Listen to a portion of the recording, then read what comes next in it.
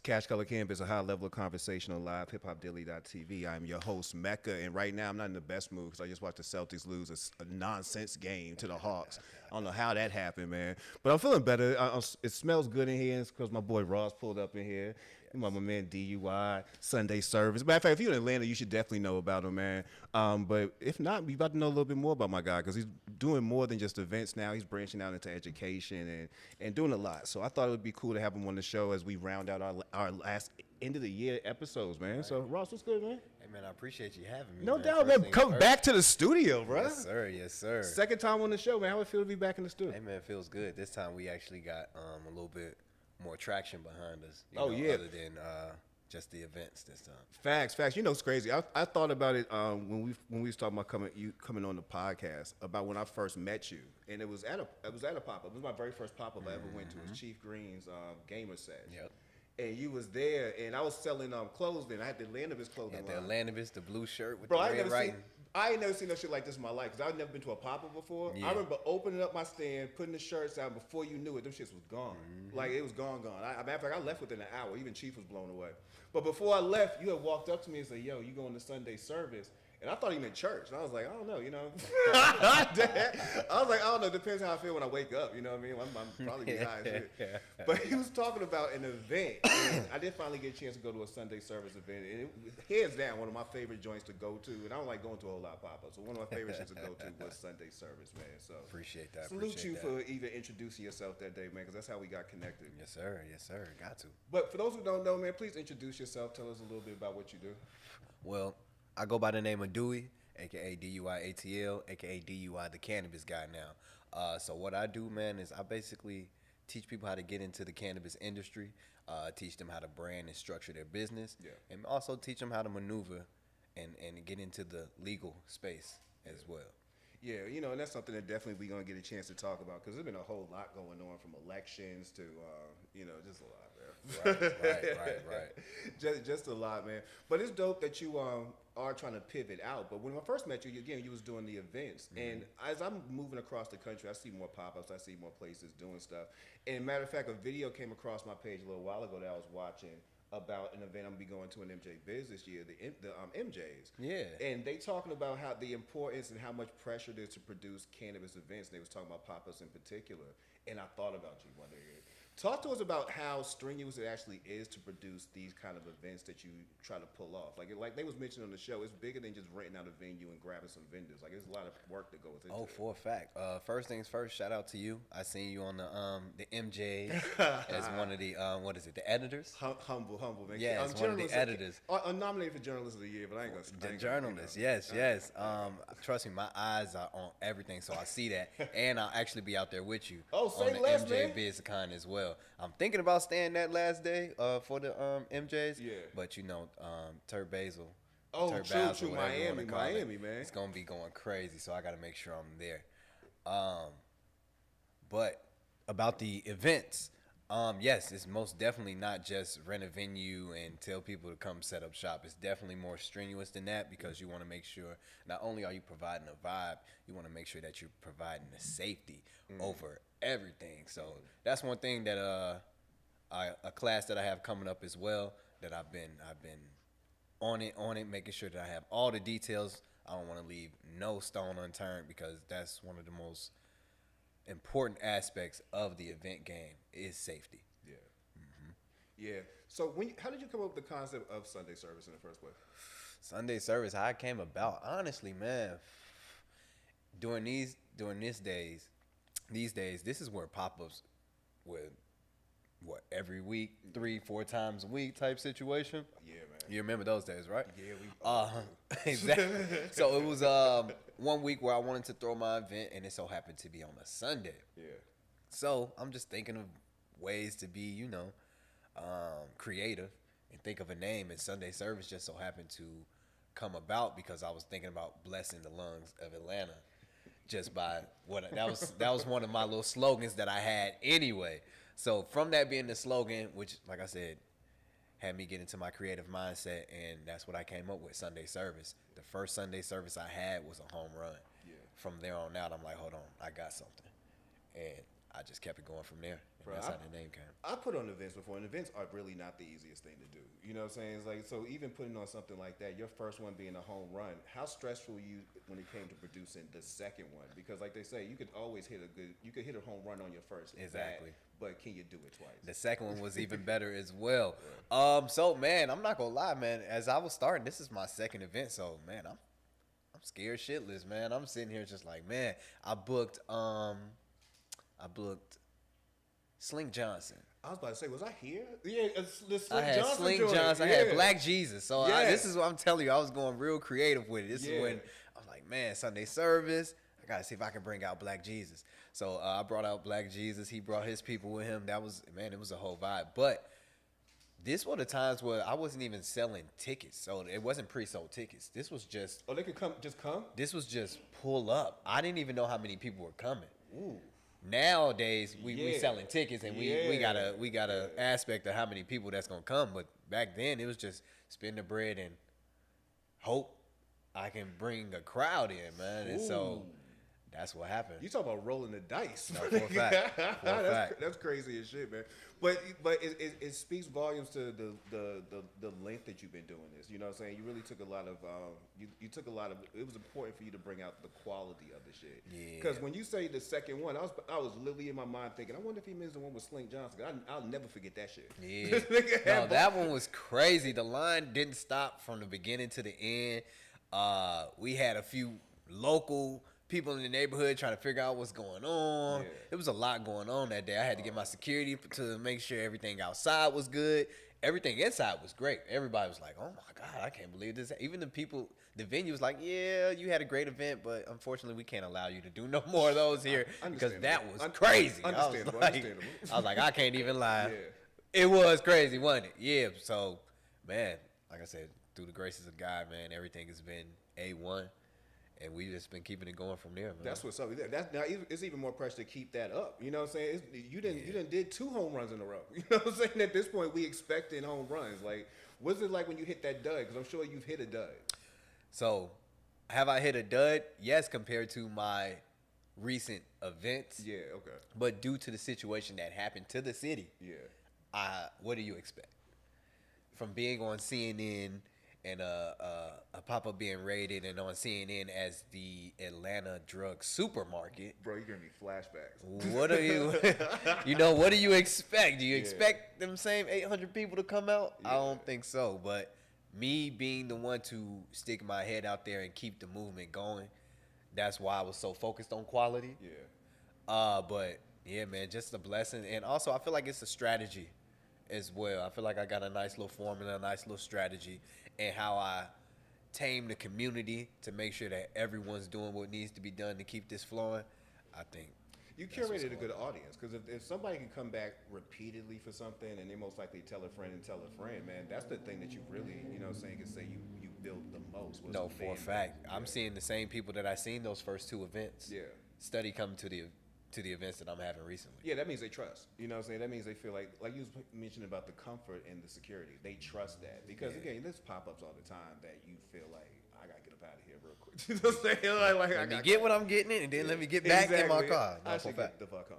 But no, and they don't do that. So that means you're curating a good audience, and that's even better, man. Yeah. And that's one thing I will say that I'm blessed with. I'm not going to specifically say I don't know how I did it, but all my audience, like you say, they come in, they know what they want. Yeah. We're coming in to enjoy ourselves. It's no bullshit. We haven't had no bullshit. Excuse me, no mishaps. Everyone's coming there, knows exactly what they're coming for, what they're coming to do. Everyone gets there, get what they need, and at the end of the day, everyone goes home. That's what's up, bro. That's what's up. For a fact. Roll applause for this. No, man. for a fact, man. That everybody goes home. They don't realize how important that is, period. The fact that you get to go home back to your regular life, man. Because a lot of people still treat this as if, because we didn't curate it and made it so safe, people just think it's super easy and it's a legal thing to do. Yeah.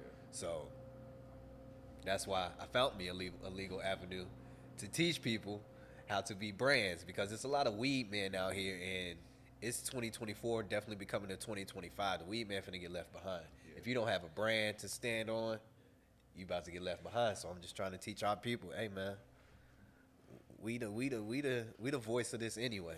Let's get on board. You know, and that's what made me want to have you on the show. Actually, like even before you hit me up, you was already on my mind about that because I want to do a story for the magazine about the legacy market and how people are elevating from the legacy market to try to do to the legal side. Yes. And part of it was, you know, not everybody wants to do weed. I always think about how some people need to do the ancillary businesses. And then I saw you on live one day doing your classes. I was like, this nigga.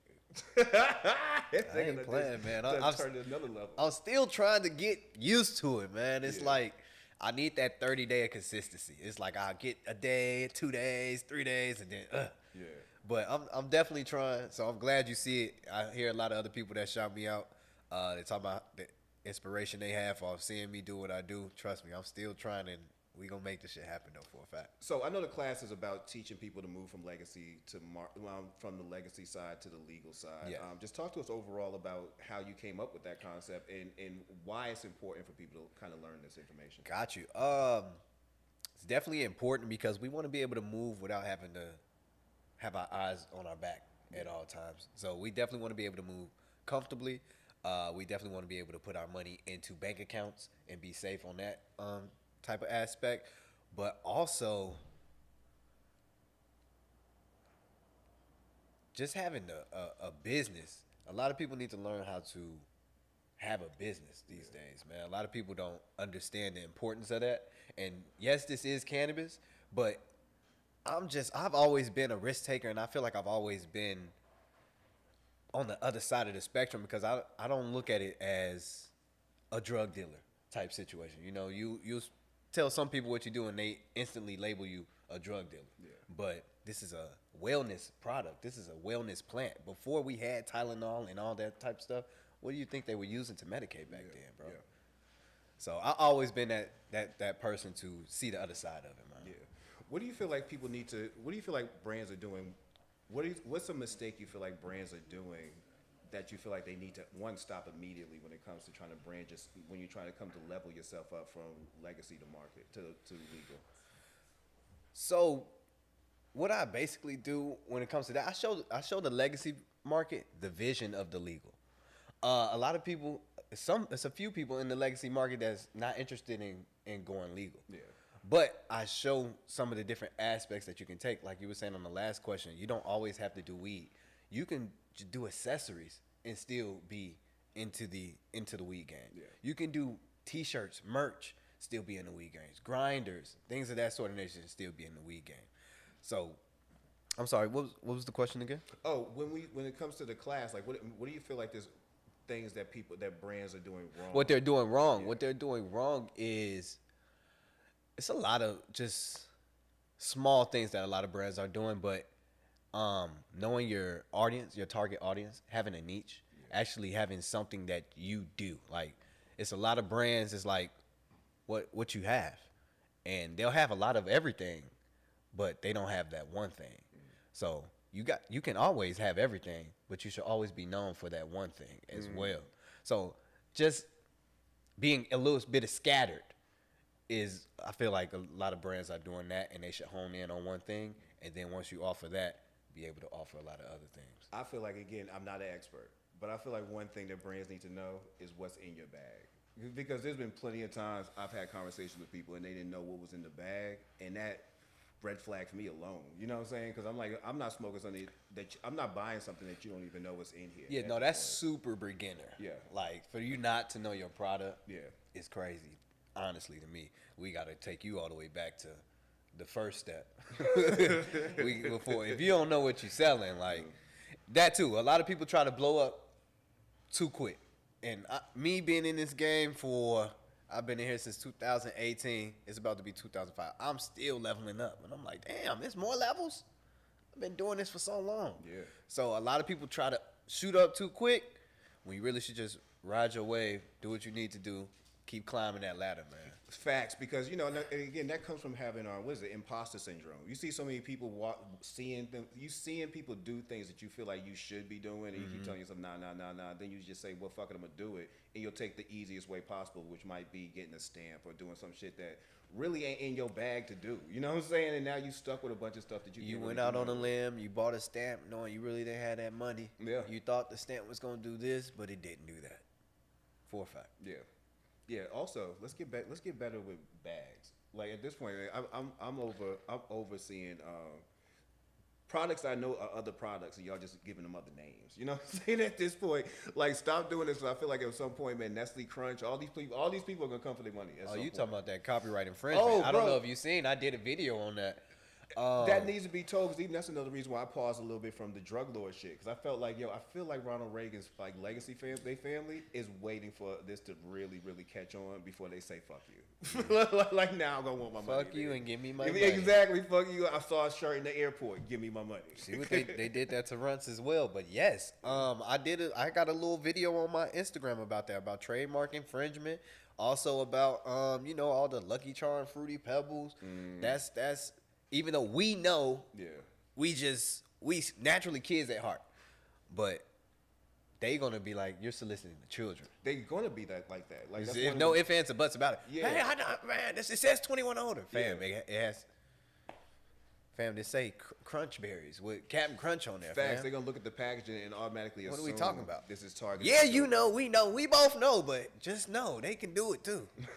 So I feel like creating your own thing. Now you create your own logo, you create your own little cartoon character and switch it up. Yeah. Crunch Monster, with your own everything. You can re-rock any and everything. Facts, man. That's what I'd like to tell people, to be a little bit more creative. And it's not stealing, but like, be more creative, man. Re-rock it.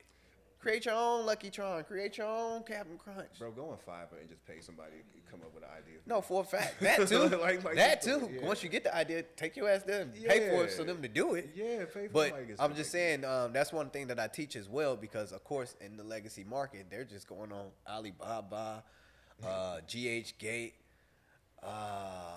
Amazon. I'm dropping all the bars for all the fake bags right now. I'm telling you, you can get them for 5 cents, but we gotta stop doing that. If you want to be a brand, we have to stop doing that. I mean, if you just want to sell what you want to sell, by all means, do what you do. A silk road of fake bags. No, for a fact, you want the fake bags? There you go. Go there. 4 websites, and they all 5 cents a piece. So that's how I felt when I first started doing Atlanta, and I realized all the plugs was on Buford Highway, like all the shirt plugs and all that shit. We was running up and down the violence and shit. I remember me and E with the first time, bro. It was like I was a kid in a candy store. I'm like getting everything. What is this? I've been paying these dudes extra money to pick my shit up. Nah, for a fact. So, there's crazy weed rumors that's going on nowadays, man. I feel like it definitely needs people to stand up and speak about some of this stuff, man. All right. And one of them spray packs. Okay. One of them spray packs. I see, shout out to High Level Designs. My homie was talking about this a little while ago, about how he feels like a lot of people don't even know what they're smoking at this point. That's true. A lot of consumers don't care either. But one thing I would say is I'm glad to see it declining, the spray wave. Yeah. It was at a height. Some brands made their money off that for a fact. Yeah, I believe it. But yeah, it's dwindling down because more people are talking about, do y'all know what y'all doing? Fast. Like, why y'all smoking like, why? Like, y'all know that spray, right? Like, come on now. Some people, cool, I like spray. Some people, it's what? Bro, I saw a video of somebody saying that. Yeah, I think what it was on your page. Yeah, what do you mean? It smell like watermelon, fam. You don't smell a lick of any type of natural nothing. You talking about what do you mean it's spray? Come on now. Nah, that hurts my heart. Yeah, because I remember seeing that video. Yeah, dude's like, yeah, I like spray. I'm like, how do you know when you go specifically and ask for this? Yeah. Yes. You have to. I put it on the menu. Terp or not terp. When it was a wave and it was on the menu. Mm-hmm.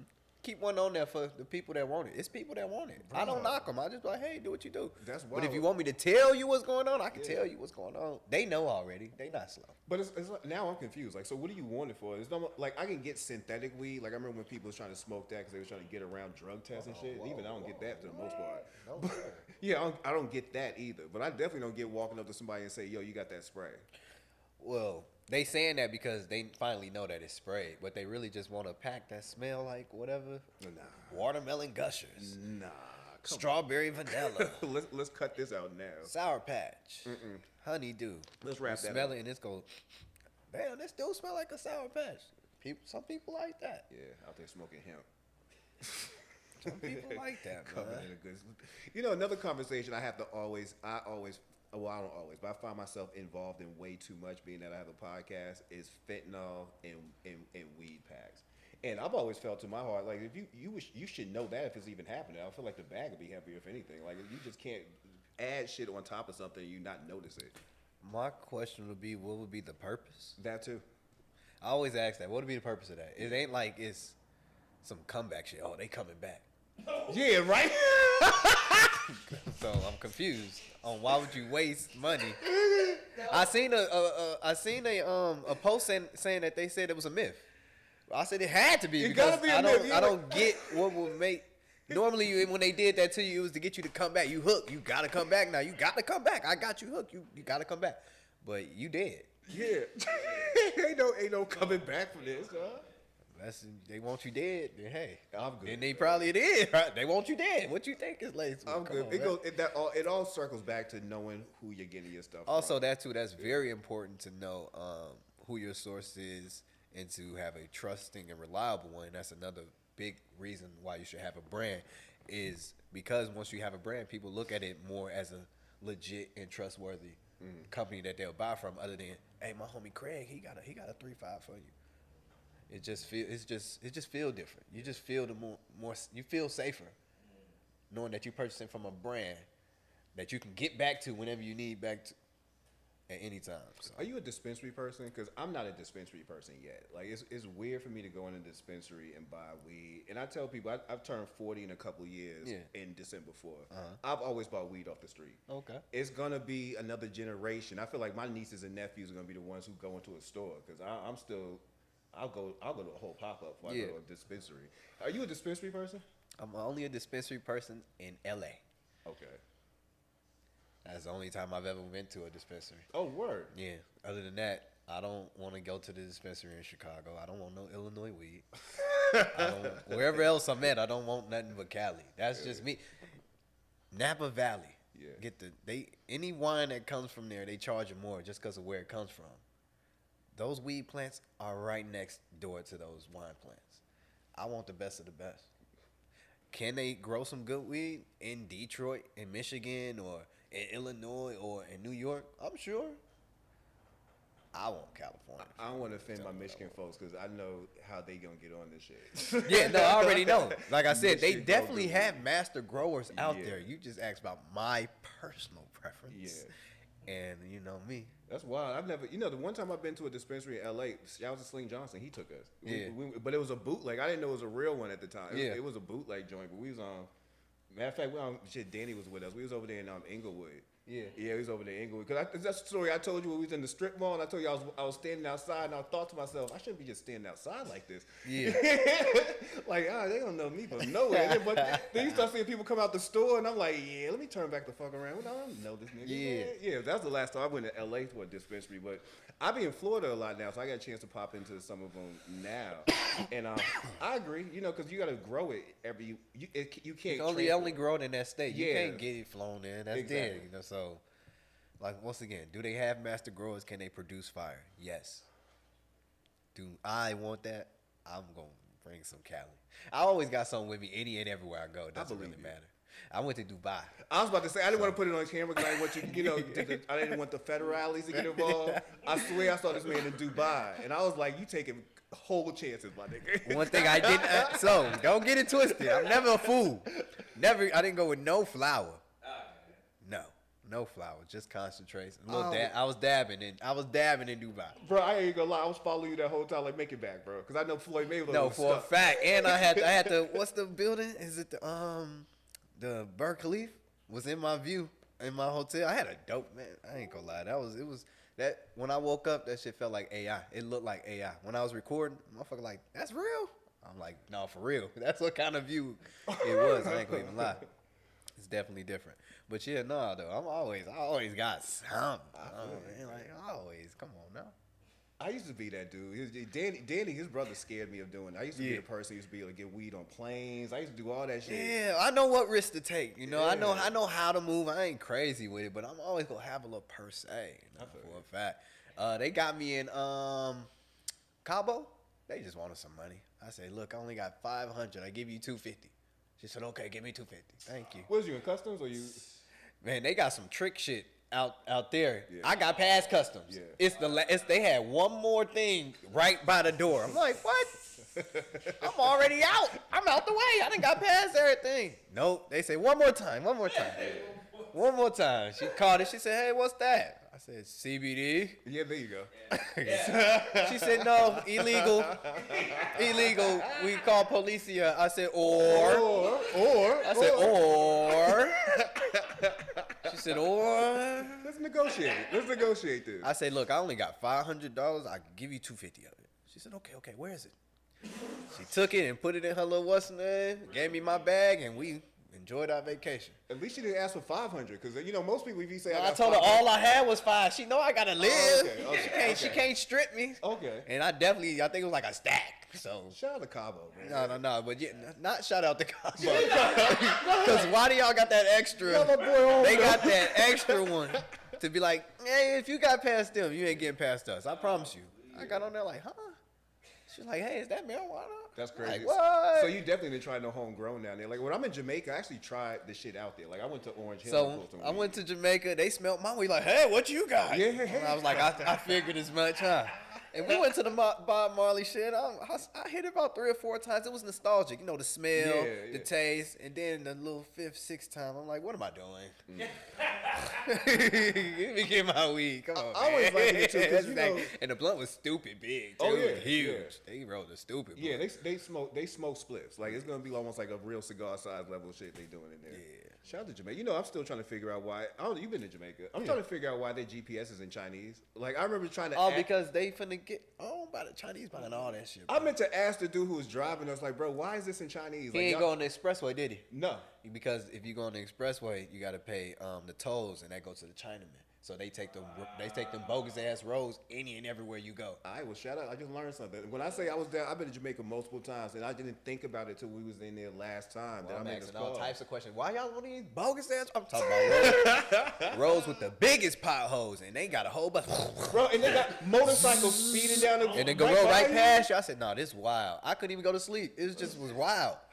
I definitely was asking them all the questions. I went up to Orange Hill, so I wanted to see where the legacy grows were up there, and I took my wife with me, and she didn't realize it was an actual hill we had to go up to, and I remember her looking up and was like, like we gotta walk up this. Yeah, facts. She's like, I'm gonna stay at the bottom. I hoofed all the way up there. You talk about people taking chances for real to grow that bud, bro. They had that shit all the way up there, and it was levels. Like they had the where they curing it on one side. Then you had another side that was for something else. Yeah. But then you got to go all the way up to the top of the mountain. That's my adventurous ass. Let's go to the top. Go all the way to the top of the mountain. I just stared. All you see is motherfucking like a whole football fields full of weed all the way up there. Yeah, that's crazy. Yeah, that was dope. That's what's up. That was dope. Yeah, but they told us they used to grow it like that because the police would come and raid them a lot. So they had to start growing it on the mountains. So you couldn't come stop their ass from going up there so easy, huh? Yeah, man. I do always see what the weed talking about wherever I go. Yeah. That's why I say Jamaica, I got some. Where else we go? We went to Turks and Caicos. I went there and see what weed they had. Was it good? Nah, I was like, y'all got that. I know what kind of weed y'all got. Okay. I said, somebody shipping this here, huh? They're like, yeah. I said, okay. I felt that when I was in Jamaica, and the dude on the beach said, yeah, I got that. He said, what he said? He said he had some kind of runts. I said, yeah, I know you lying. That's what they told me. That's the first thing they said, hey, we got runts. I said, let me see it. Let me see. They charged $40. I said, y'all ain't growing that on this island, is you? Like, nah, I figured as much. But these dudes are also walking in water with jeans on. So, you know what I'm saying? Talking about, do you want a jet ski? You want a jet ski? Like, come on, man. Bro, you got an event coming up soon. Yes, me and my boy, I Am Keen on White. We do have an event this Saturday, man, called the Rolling Circus. It's gonna be dope, bro. It's gonna be dope. You doing it on a Saturday? That's wild. Yeah. So when I partner, we do different stuff, and that's why I partner with him because I like the ideas he had. Yeah. That's one thing that I miss, coming up with all different types of ideas. So he likes to come up with the ideas. So I like when we do it like that. But yeah, the Rolling Circus. We got jugglers. Then we got like fire throwers or something like that. It's a whole bunch of shit going on. Man on stilts. We got the whole carnival vibe. We got the funnel cake truck pulling up. It's gonna be real carnival vibe. It's gonna be dope. It's gonna be dope for a fact. that does sound fun. No, for a fact, it's gonna be a vibe. I'm gonna be like, what? This also, man, I didn't been to an event and saw nuns dressed up and shit like that. Like, Yeah, that when I first, I told you when it first started, man, I was getting real creative. That's because that was the vibe, you know. And then after the situation, it's just like, let's make sure it's safe, nice vibes. Everybody get what they get, do what they do, and disperse. So. You know, I know you got the classes, and the classes is a dope concept. I want you to keep moving with that. But do you ever feel yourself actually getting to a spot where you'll have your own strain in a dispensary, or you'll even work with somebody to develop one? Oh yeah, for a fact. I'm already developed one with Bohemian Estates, which is a farm as well. But I'm more on the. I'm not worried about product as much as I was when I first started. Yeah. When I first started, that's exactly what I was worried about: product placement, having a strand in stores. We definitely gonna do all that. That's definitely a fact. That's definitely going to happen. But as of now, I think the teaching is where I really want to go, just from what I've already accomplished. Yeah. I feel like a lot of people look at me and let me know, like, the level that they see me at. Because, you know, me, I'm still me. So I don't be thinking too highly of myself. Yeah. But when people come through and be like, yo, bro, this, that, and the third, you inspired me. I seen you do this, you do that. I'm like, damn, motherfuckers really, like, seeing what I got going and really having the passion behind it. So I like it. I can see myself doing that. I can see what I call passion is something you'll do for free. Like how I play basketball, I wanted to see what else I do. And so the knowledge is some shit that once I've got it, and I'm like, oh, okay. Yeah, we gotta start putting people on game. That's what's up. Do you got a favorite strain? Favorite strand? I'm more of a candy guy, man. I've grown to like, when I smell it, I like the sweet notes, sweet candy notes. When I smoke it, I need it to have a sweet taste or no taste at all. As long as it do that, we gonna always get high. The shit I smoke, so I'm not worried about nothing like that. But as long as it checks those 3 boxes, I don't care what it is. The no taste part I gotta do, because when I had COVID, I had no taste. I remember that shit, trying to smoke, and that shit was the worst fucking week and a half, bro. Like, not being able to taste shit. Between that and cancer, because when I was going through chemo, I lost taste every other 2 weeks. Yeah, it's just the worst thing. I'm gonna say shout out to you, man. I seen you ring that bell. Oh yeah, man. Shout out to you. That's cancer can't beat this shit. Dog. That's what's up, man. Cancer get flexed on cancer, man. For a fact. Good shit, bro. Yes, sir. You know, it's crazy. And then nobody knew. Like, salute to everybody who did know. Like, Herb. Shout out to Herb. Yeah. Nobody sold anything. Yeah. And I feel like sometimes you got to not tell people shit to know who they really are. Yeah. And I'm like, yo, I got a solid crew of niggas. Like, they ain't saying shit about that. That's what's up. You looked good the whole time. So. Appreciate it. You know, I actually gained weight. Like, I gained 20 pounds. I didn't lose no hair. So. Yeah. That's what's up, man. Yeah, man. That's all I can say. Shout out to the nurses too who subscribe to the podcast, because I used to come in wearing my shirts all the time. You know, they would start asking questions. Yo, one time I walked in, this one nurse looked at me and whispered, "I feel you." She read the shirt, huh? Yeah, I had the shirt on. My wife had the shirt on that said "In the War on Cannabis." She had a bag that said "In the War on Cannabis." Yeah, nurse just turned around like, "I get y'all. I get y'all, man." Yeah. Lawrence, what you want to be remembered for the most, like when it comes to your legacy? Putting Atlanta on to all of the best products available in cannabis. You had to get it from me if you got it. Yeah. That first came from a real weed smoker right there. Yeah. No, for real. That's important. Yeah. It's a lot of fake products, a lot of re-rock out here. So to know that you're actually able to get something from Cali for the West Coast, here at the East Coast, that's important, man. A lot of people don't really realize that. They just see it as, getting product from there, here, and just, here y'all go. But to actually bring the biggest vendors, some of the biggest brands in the game, partner with me, such as like Sluggers. They sponsored the event before. Just to have like that connection and bring the West Coast, once again, here to the East Coast, here to Atlanta, I feel like that's big dog shit right there, man. Salute, man. Congratulations on everything you're doing, man. Congratulations on the course more than anything, man. Yes, DUI University. DUI University is what it's called. I'm basically giving you my whole brain. It's not just the cannabis game as well. I don't know if you know, but I travel a lot. So a lot of people see that I'm always having fire rental cars, fire rooms. I teach basically how to move like I move. Yeah. All based on credit as well too. Teach you the credit game as well.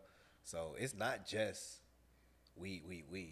This is knowledge that you can have just to start a business doing whatever you want to do.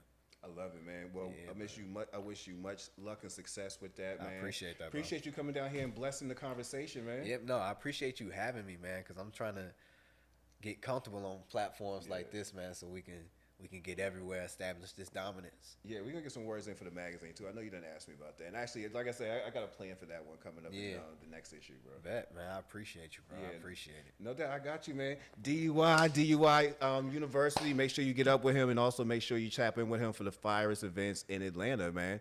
And as you know, this is the dopest podcast in Atlanta. It's Cash Color Canvas, high level of conversation on LiveHipHopDaily.tv. We out. Yes, sir.